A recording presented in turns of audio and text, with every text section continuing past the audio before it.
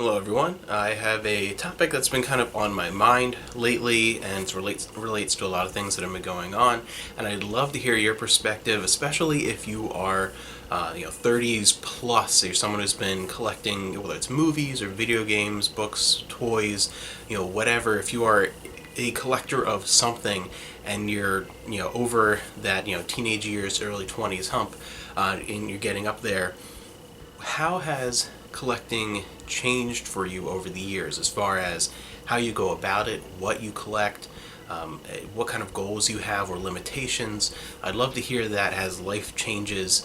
How have things changed? And that relates to, I had another video where I had traded in a few older games that had gone up in value over the years, and they weren't really ones that I was going to hang on to replay, and got some things I actually did really want, and I'd sold a few more things, also some games, some RPGs on our eBay store, and I just been kind of cleaning out, and Amanda and I have been going through the library, all our books and things like that, and paring down some things too, because I've had a couple stages really with collecting and just kind of anything that interested me when you're much younger, and then really narrowing down. I think the biggest change for me has been narrowing my focus on every single collection over the years, and really different things have come into play that never did before, because obviously you always have the limitation, unless you're extremely lucky, of finances. It's like, well,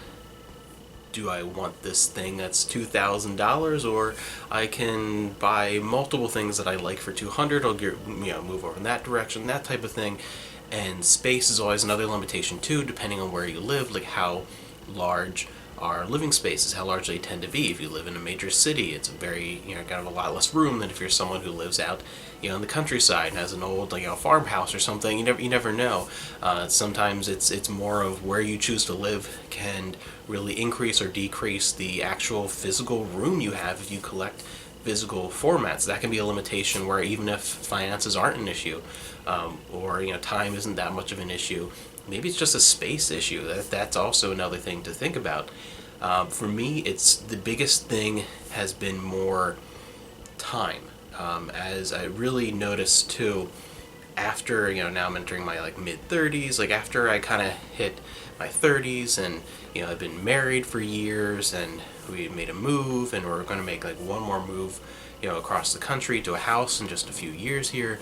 It's really more been defined in my mind about what am I actually going to have time to experience, or what do I really want to hold on to? What am I ever going to get back to and re-experience? And gaming in particular is one thing with, I really love RPGs.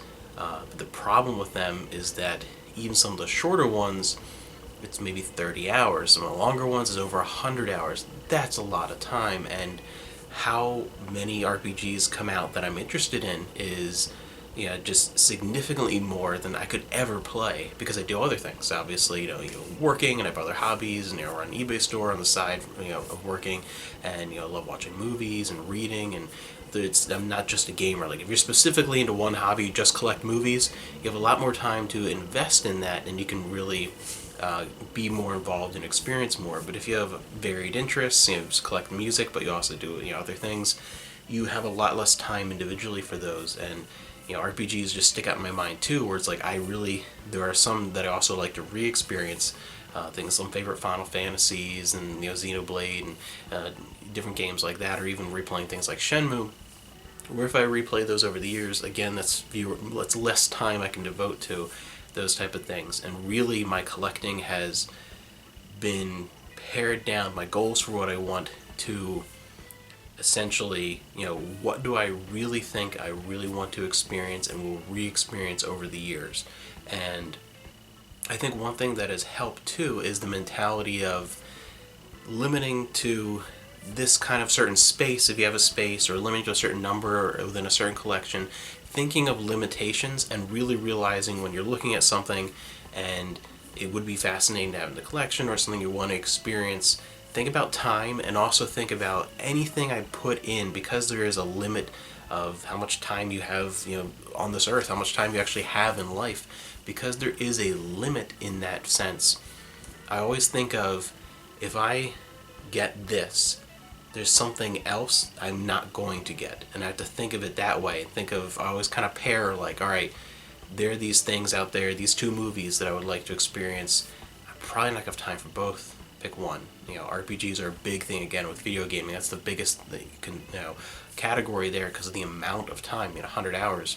You go through an entire, director's career in that time playing one RPG. And I really balance, like, all right, I really would like to play these two RPGs that came out this year, this new game from Atlas and this new game from Square Enix. Which one do I want? I can't do both. There's not going to be time.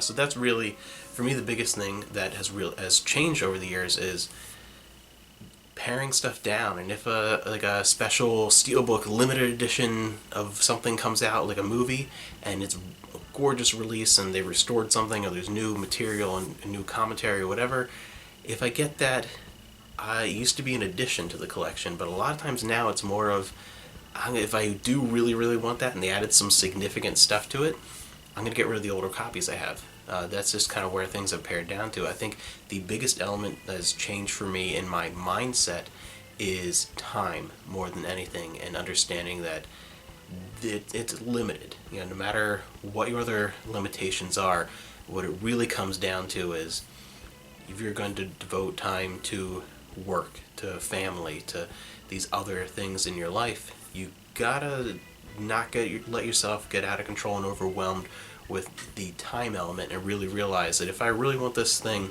on my shelf and I want to experience it and I want to re-experience it 5, 10, 15, 20 years down the road, I might not be able to experience these other things, and really realizing that you can't experience everything. You can't read every good book out there. You can't play every good video game. You can't watch every good movie. It's just not feasible. And really trying to decide, what is the most important thing to you, this genre or this type of category or a certain decade you have like an intense interest in. What are the things that are most important to you, and focusing on those. And I feel like, for me, the more narrow my focus has become, the more genuinely happy and satisfied with what I have or what my goals are I become. It really brings a great sense of satisfaction for me to really decide on, especially like a defunct format, something where there's not more releases coming out. Something like, say, like HD DVD or UMD or whatever, or an older console, PlayStation 2 or whatever. I get so much joy out of what I have in my collection when I have very defined goals. I reach those goals and I say, wow, I'm finished. I have what I want for this thing. Let me enjoy this thing over the coming months and years and whatever. And I had that collection to re-experience again down the road, and it's so much more joy. And eventually, like, my goal is, I have very specific goals for every type of format that Amanda and I collect, whether it's books, whether it's movies, music, whatever. We have very defined goals, and that's actively trying to reach those goals to eventually, at some point, not even be collectors anymore. At some point, just to be preservationists for ourselves, for what we want to experience in the future, of collecting and finishing those sets of things. And this is done, and now it's taking care of it, maintaining players, and just experiencing the library that we have created for ourselves. So yeah, I'd love to hear the perspective, especially, again, because I think it relates more to people who are older.